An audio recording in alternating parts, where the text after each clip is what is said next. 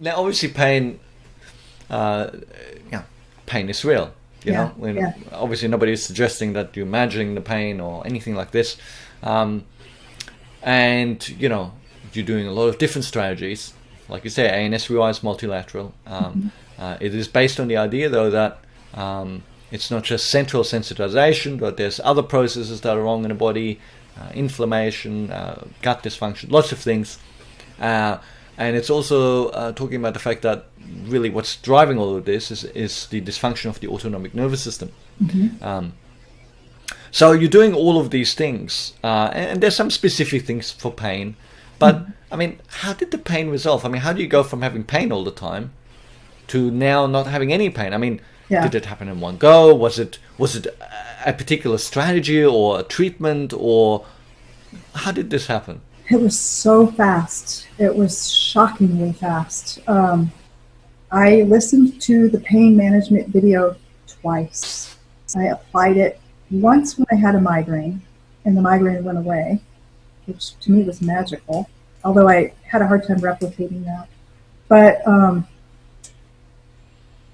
so it didn't happen like that for migraines afterwards that easily, no, right? But that first but nonetheless, it had an impact on you because you were kind of going, how is this possible? Yeah. Oh, what the heck just happened? Yeah.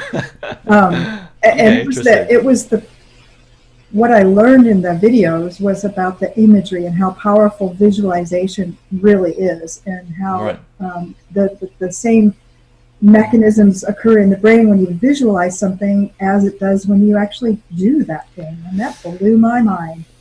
Well, so, you're obviously very research-based. And I have a degree in psychology. You have a degree in psychology, but you're doing a lot of research in the MEC, CFS, and fibro advocacy world. I mean, we're talking about imagery. I mean, hello, like, I know. You know how did you connect that? Now, obviously, I do share some research in the program. Like for people listening, you know, there are, for instance, people in hospitals with severe burn victims who use virtual reality in order to help them cope with their pain and reduce their pain levels. Right.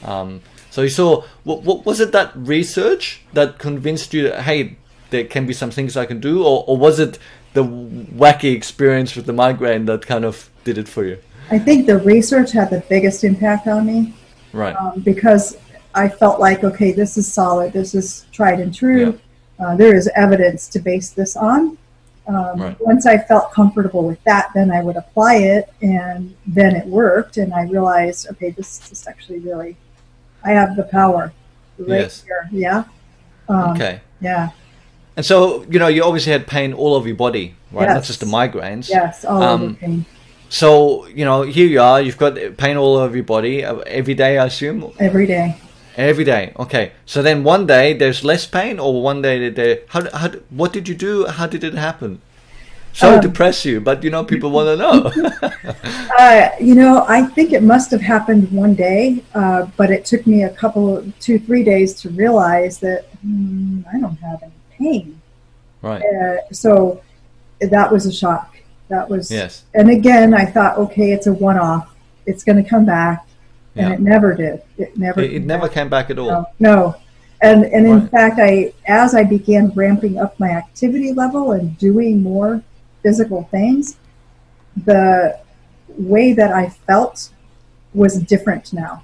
If I went to the gym and did weightlifting, I would feel the normal soreness that you feel from weightlifting, and in a day or two it was gone. So it was completely changed from how I was before. And so do you put that down to something specific, or was it just you're not sure because you were doing all the different things in a program? Oh, I think it was the ANS Rewire portion of the program for sure. So the brain training portion of ANS Rewire, you mean? Definitely, yes. Right, okay. And it's embarrassing because like I said, I have a degree in psychology, but it was many years ago. And when I learned psychology of the brain, we were taught that, you know, you're born with a fixed brain. You can't form new synapses. You can't form new connections. It is what it is. And, you know, we of course know now that's not true at all. We have plasticity in the brain. And Western medicine is beginning to utilize that, as is sports medicine. And so, you know, you Well, can actually like make cochlear implants. cochlear implants. Exactly. Deaf people can hear again. That couldn't Right. happen if your brain wasn't Plastic. It's got plastic. yeah. And yeah, I mean, when Dr. Merzenich first showed his research, he had to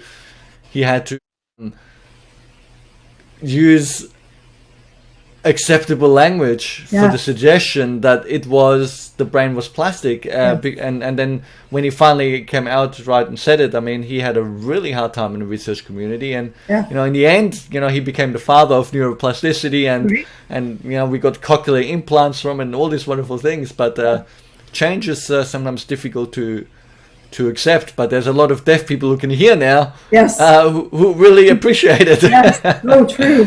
And it's funny, as an audiologist, I would tell people, if you're getting a hearing loss, get hearing aids now, don't wait, because that portion of your cortex that utilizes the auditory information, it will atrophy over time. So you need to stimulate it, keep stimulating it, because it will respond to that. And I never thought that's plasticity. I never put that together until this program, and then I thought, oh my gosh, that's what this is. This is real stuff. It's not woo-woo, and no one is saying that because you're doing this that the disease is psychological. It is completely physiological, but there are coping strategies that occur that feed into the physiology of the disease, and it's those that you address. So it all makes sense. That's right. I mean, in order to address the retraining of the brain, I mean, we look at physical strategies, we look at physiological strategies, and we look at psychological strategies. Because, of course, the brain, the way it connects to your heartbeat and your stomach and your body and your hands and your thoughts. I mean, it's all connected to the brain. So we're just using whatever mechanism we can. Right. And there's other mechanisms. Yeah. There's actually many other mechanisms, and that's why people recover in so many different ways. Right. I just remembered something too. One of the key things that I grasped regarding pain was to remember that pain is simply another stimulus. It's just like what you see and what you hear and what you taste. It's just another one of those senses, right? And so I had to just remind myself, don't judge this. Don't place judgment or negativity on it, which is so easy to do with pain.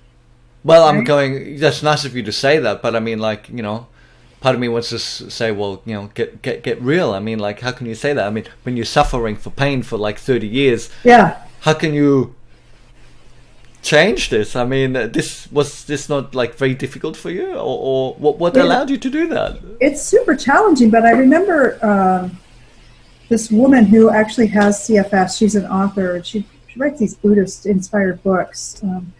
She said that she would, when she was feeling very sick, she would just lay on the couch and make observations without judgment. And one of them was just describe the scene. Okay, I see a middle-aged woman lying on the couch with her eyes closed, and continuing on. And so I think I incorporated some of that too. Just make observations about the situation without the emotional judgment. Yeah, so, which is really what a lot of the brain training in ANSWY is about. Like the whole meditation tracks and everything. To give you that foundation. So it's wonderful to hear how you brought that across.